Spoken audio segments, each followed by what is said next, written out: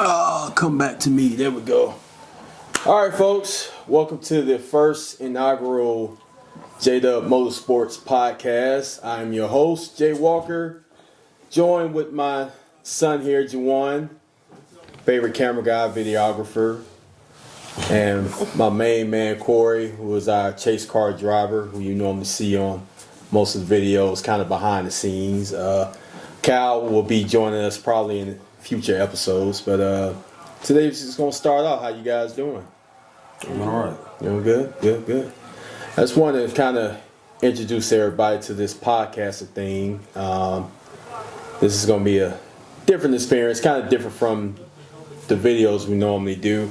We're in the middle of the holiday season, so we haven't been really filming lately. Of course, I've been kind of out of commission mainly half the year because I had surgery on my shoulder, which I kind of said in another video. We put that out in the highlights video. But a lot of people always ask what got me into starting this thing, doing the videos. And I was like, hey, I just wanted to kind of start my own thing, watching enough of Jay Leno's Garage on YouTube and watching Matt Farah, Smoking Tire, all that on there. So, I figure I'd start my own thing, kind of have my own spin to it.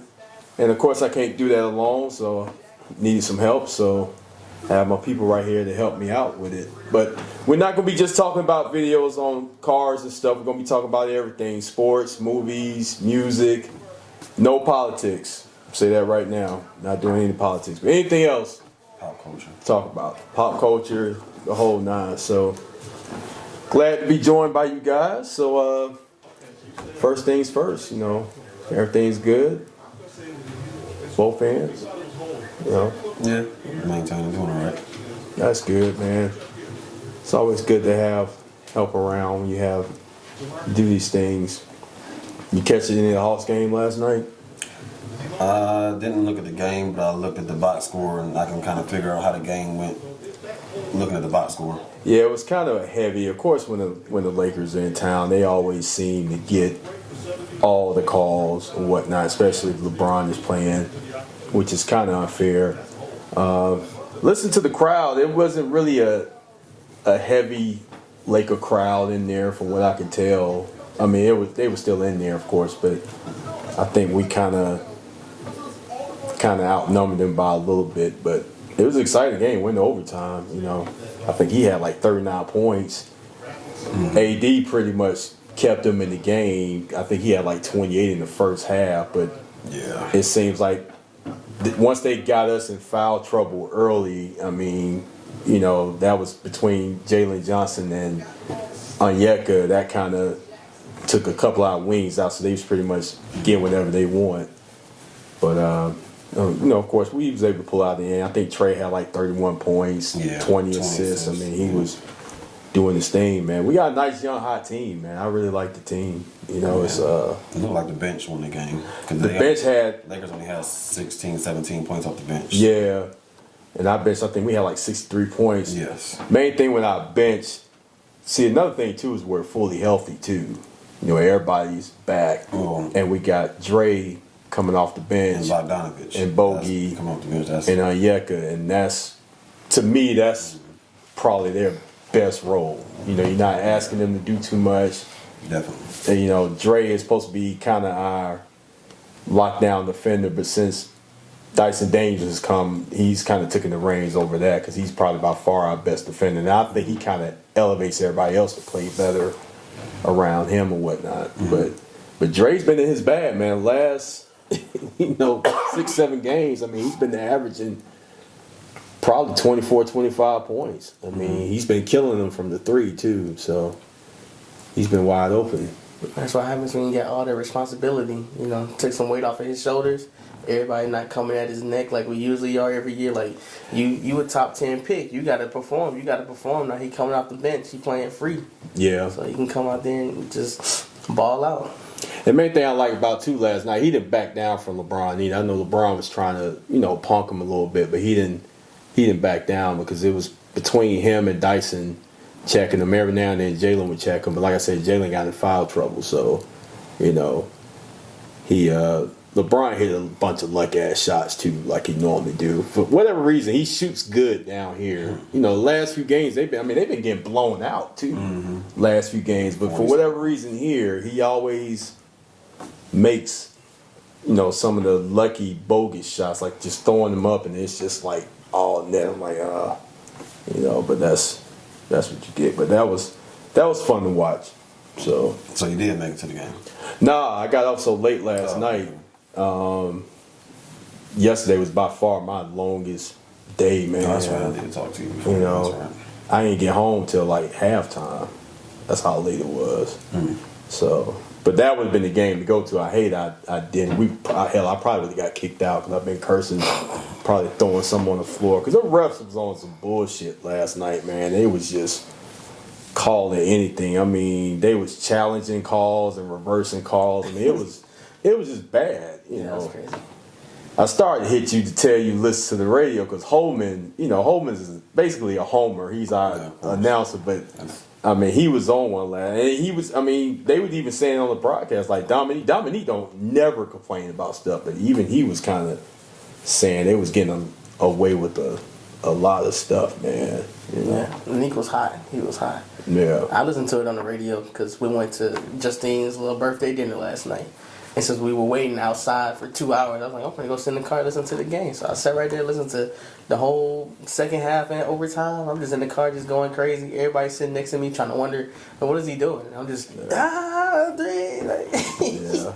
Shout out to my daughter Justine. Just turned 24 yesterday, so she celebrated her birthday. It's hard to believe. Happy birthday, Justine. That's actually what I called you about the other day. Well, I called you originally Thursday, but yeah, that's what I was calling you about. I knew she had her birthday coming up. Yeah, man. 24 years old. It's how time flies.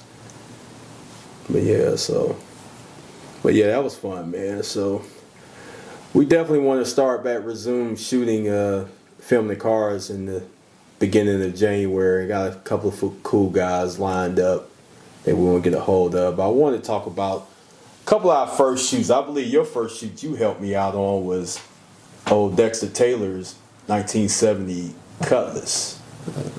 You know, that was your kind of your coming out party. You know, what do you remember about that day? Man, I remember the whole shoot. That was fun. That was exciting. I remember it was kind of cold. Yeah. We had to drive it off his driveway at a little angle because he was so low. Yeah. And I remember I started taking some behind the scenes with my phone and stuff, just getting the car coming by. I liked the whole setup because it was my first time doing it, so I didn't see you having the camera stuck onto the car, and we riding down a street that would be unnamed, and we just just mobbing 3 cars deep, just riding down the street, shooting. I was like, it's kind of weird. Is the police gonna stop us for doing this? And we just doing our own doing our thing, man. You know, a lot of people get a lot of attention when people see us kind of with the cameras all on the cars. They want like, what are you doing, shooting a music video? I remember the first time I shot at Gas Motor Cars, and that was probably my first time shooting somebody else's car other than mine. And Big Al, shouts out to Big Al. They were selling his Corvette for him, and we went up there, and Al was my first driver, you know, and luckily Al knew how to drive a stick, so he got behind the wheel of my car, and I remember setting up all the cameras on his Vet, and as I was going down Cobb Parkway, I swear about 4 or 5 people asked me, man, you shooting a music video? I'm like, no, man, it's some old, you know, car stuff like Motor Trend, Car and Driver type stuff. But that was a cool feeling because people just looking, just wondering like, what are you doing? And they're like, man, they just kind of just stare. So that was kind of one of the first things we noticed, you know, going on. And then especially when they see like the chase car and they have the cameras mounted on the chase car, so they're like, they doing a movie or something. But it's always cool. But yeah, that was your coming out party on Dexter's video. That was a fun car too. That 70 Cutlass. I mean, that was a pretty car, man. I know he still has it. That was probably the first classic car we did on the show. So first convertible. That was kind of our throwback edition. But it's a fun shoot, man.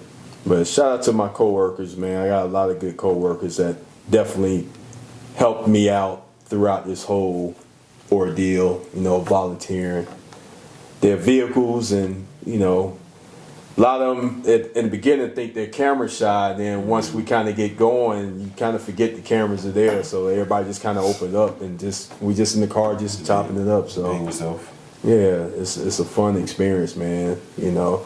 And the payoff for me is when I finally edit everything and put everything together, and then I show them the first copy and they see their car going down the road and they just be like, oh, that's my car, Right. going down. You get a different perspective. So yeah, it's cool, man. I enjoy doing these, man. I mean, it's a lot of fun, and we driven some good stuff, man. I mean, we driven some really cool nice cars. I mean, the last couple of years have really been good to us, man. I've met a lot of folks, man, from my guys at Global Imports, BMW, getting us all the newer cars. That was kind of our first taste of really getting a chance to drive brand new cars before anybody else could. Mm-hmm. Stuff that just was coming out the next year. Those were always pretty cool. And then meeting, my Ferrari guys, Joey, Andrew, Daryl, a lot of those guys, the exotics. I still got to get the rest of their crew. Hopefully we'll get them if the weather holds up. We're kind of in the winter time now, so normally January, February, every now and then we might get a little lucky with a nice cold brisk day. As long as it's dry, we'll be okay.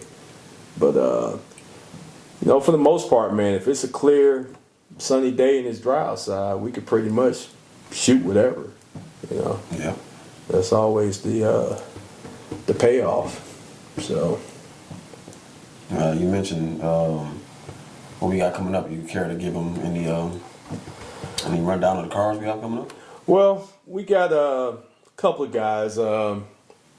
Guy Keaton, who Daryl introduced me to him. He was the one who was responsible for putting the wheels on Daryl's car from Wheels Boutique, and he has a 05 Ford GT that Ford did, which is kind of like the original Ford GT40 body, which I always loved that style. I remember when those cars first came out, man. They had the 5. I think those came with the 5.4 liter with the supercharger. I think they was making about 550 something. And you my Ford Mustang guy, but Yeah.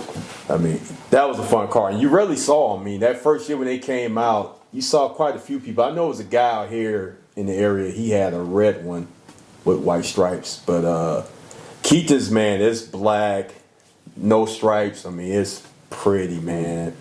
And he brought it out to the car show we went to recently at the Festival of Speed out there at the Avalon. And everybody just surrounded it because, I mean, he had it roped off, and he took home one of those big trophies. I think they was giving out like maybe 10 trophies for like the best cars of that day. And he took home, I mean, he set it right on the top of the mantle, man. But it's a pretty car, so I can't wait to drive that.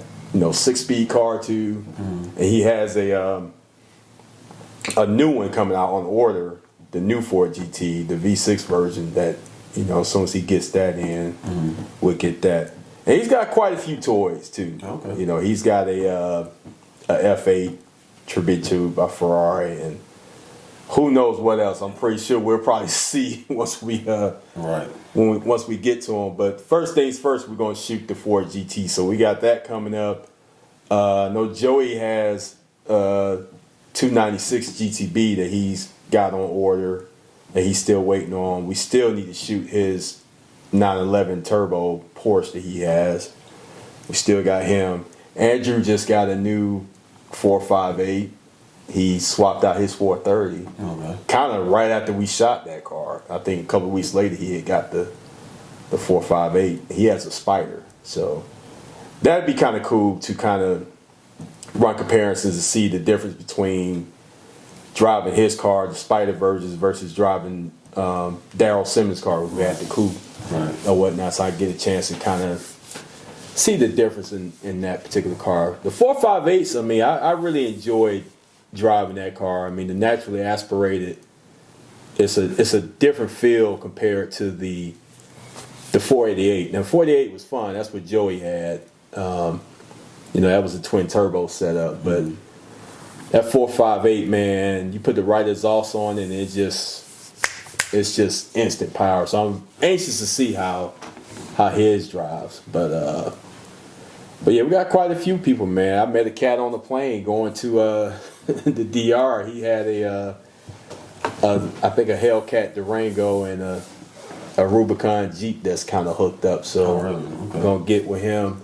Kind of started doing a few SUVs down on the side. I still have to get with my guy Randy at Soundproof, who has the new EV Hummer. That's gonna be fun. So we got quite a bit. That's kind of a few people. There's so many. I know I'm leaving out some people, but next year it's gonna be, we're gonna get this thing back rolling, But yeah, we got some cool stuff coming along, man. Who knows, man? Y'all might see us. We don't do just cars. I mean, we had a speedboat last year. I know a couple of pilots. It's just a matter of when our schedules, when they could do it, they could take us up. So the networking at its finest. Hey, you meet a lot of people out here, man. Just doing this thing. That's kind of the main thing that's fun about it. You meet so many different people, different backgrounds, what they do, stories. Every vehicle has a story, Mainly, we all that's kind of our one common ground is the vehicle for the most part. So, but yeah, but you was hooked ever since you did Dexter's video. Kind of got a taste behind the scenes.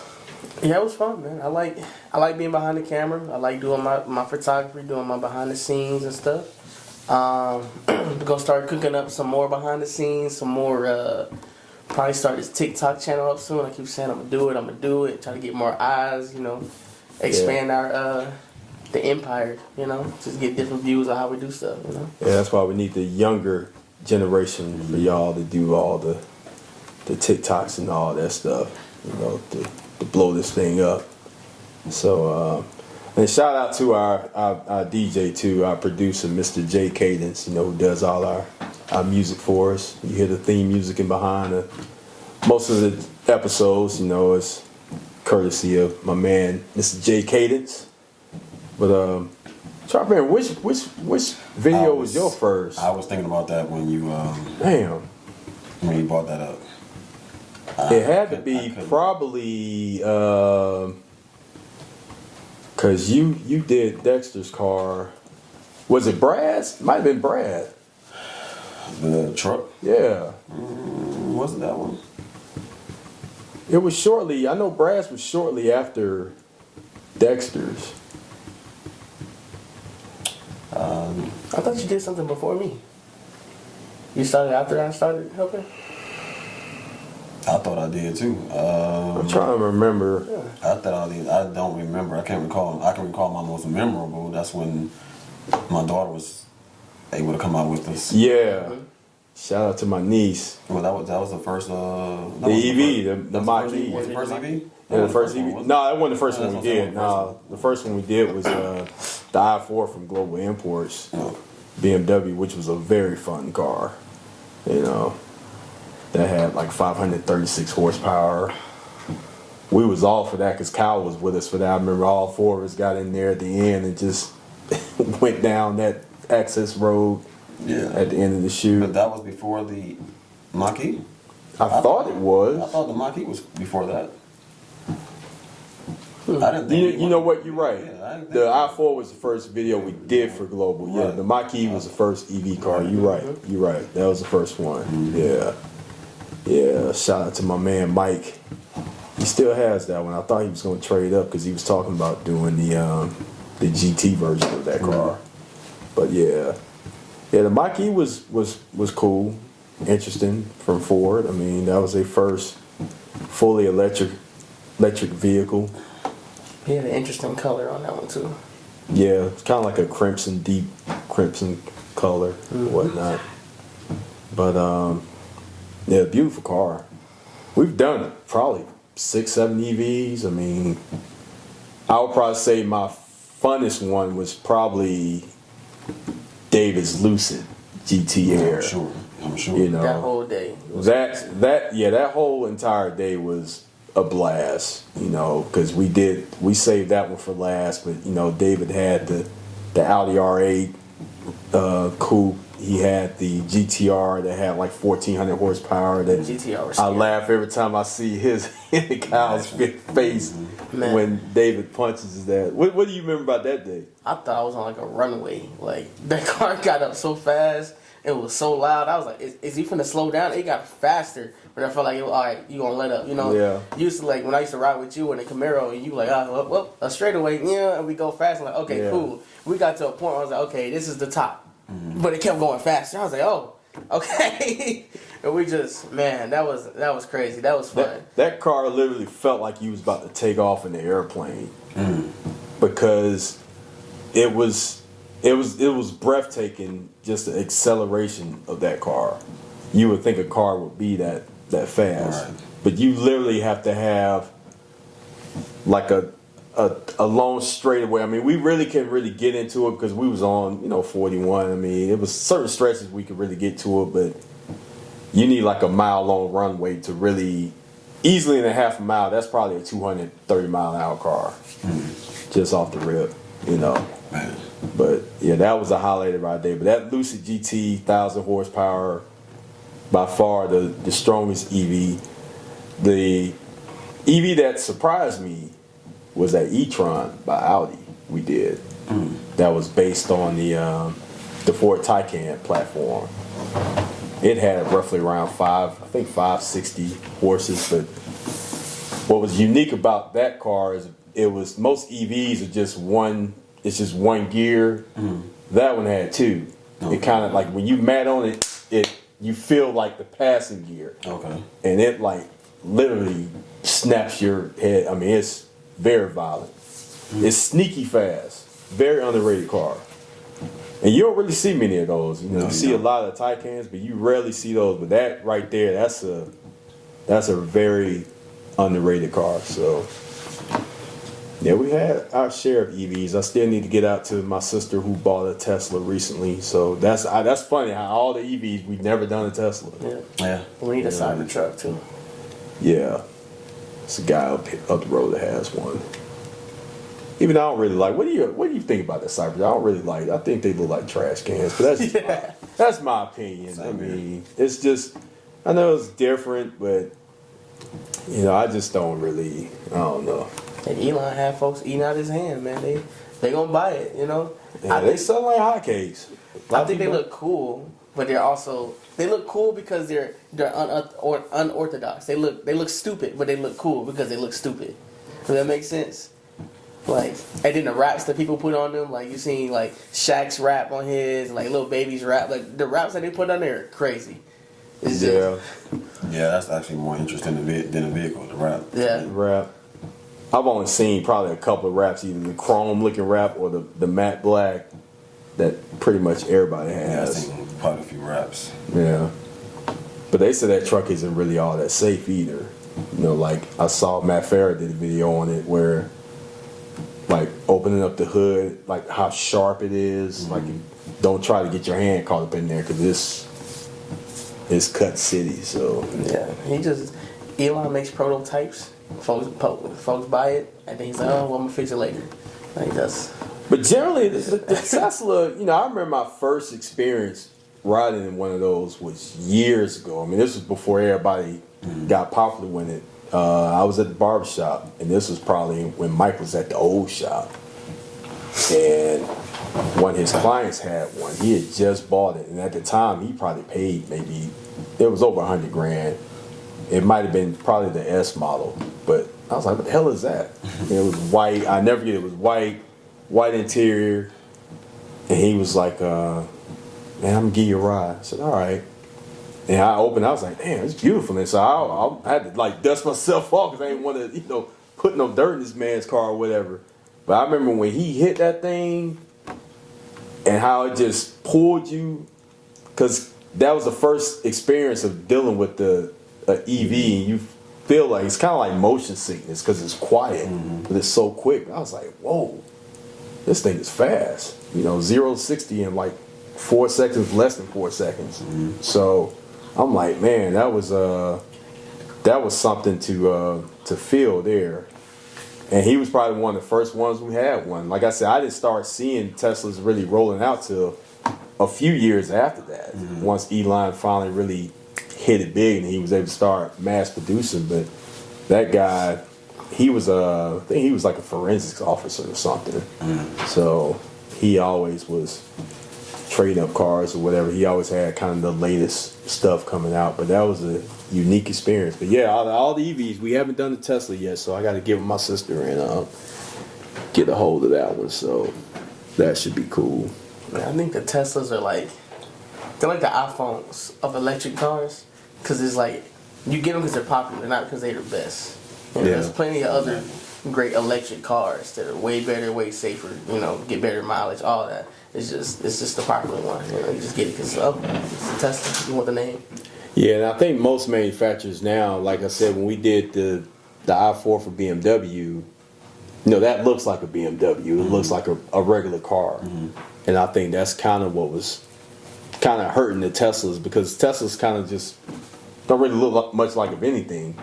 But compared to the BMWs and even, the Cadillac, when we did the Lyric, It's a beautiful car. that was just beautiful. Absolutely beautiful car. And I'm like, man, this is a Cadillac EV that looks like a regular, crossover SUV. I mean, but now everything, you get a full size truck now, a GMC, a Ford Lightning, the Hummer EVs that's got 1,000 horsepower. The only thing I would say different about the EVs that I probably, if I was to buy one, it'd just be my straight back and forth to work. I'm kind of nervous about, people always say about, you don't get no range going out of town or whatever, but most of them you can get 300 plus miles. So if I was to put it on the road, I probably wouldn't put it, like I ain't gonna drive to California and nothing like that. And you see stations everywhere, but a lot of people been saying some of those stations have been, bad. Like either they only have Tesla pumps or whatever, or half of them not working. I mean, it's been something. One of my friends, she had a Taycan that she bought, and she has a Stingray Vet too, but she had a Taycan she bought last year, and I think she went somewhere for the holidays and she broke down because the charger station that she went to didn't work, and she only had 20% of battery life yet. Then they said something about when the temperatures drop low, it does something too. So there's a lot of research with that. I just think if I was to buy one, it'd just be for me back and forth to work. To me, that's a no-brainer. It's not if, it's when, because that's where it's going anyway. You don't have to. Eventually. Yeah. But charging time got to get better and stuff. I would not go into it. Like I said, folks, this is gonna be a wrap. Our first podcast. So thank you for tuning in. Like I said, we'll be talking about the motorsport stuff, to all the car stuff, sports, music, everything. So we try to do this at least once a week. We'll see how everything goes. But thank you for tuning in. Always go to our website, jdubmotorsports.com. Like and subscribe to our channel. We have close to 2,000 subscriptions right now, subscribers. So I appreciate it. Want to thank my guests, my son, cameraman, Jawan, my boy Corey. Always helps us out. Chase car driver, photographer as well, videographer. We'll have more guests coming along as we do this thing. So we finna get out here and watch some college football. Everybody enjoy their weekend and rise up.